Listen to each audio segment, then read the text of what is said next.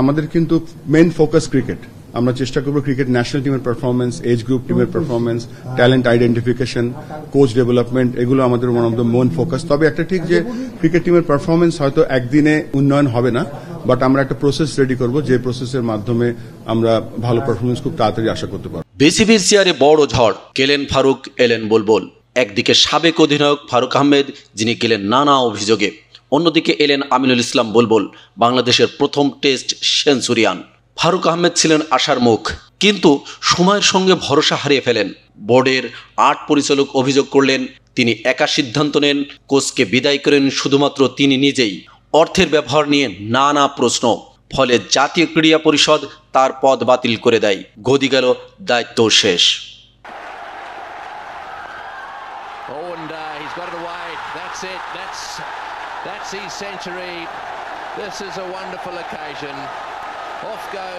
এখন মঞ্চে বুলবুল, বাংলাদেশ ক্রিকেটের প্রথম টেস্ট নায়ক। আইসিসিতে কাজ করেছেন, বিশ্ব ক্রিকেটের অনেক অভিজ্ঞতা তার হাতে। তিনি বলেন, আমি ফল দিতে এসেছি, কথা না বলে কাজ করতে এসেছি।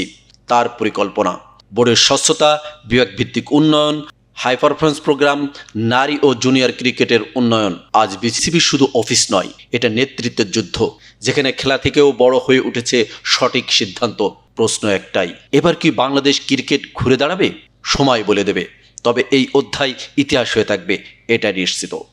নিউজ ডেস্ক, ঝিনুক মিডিয়া।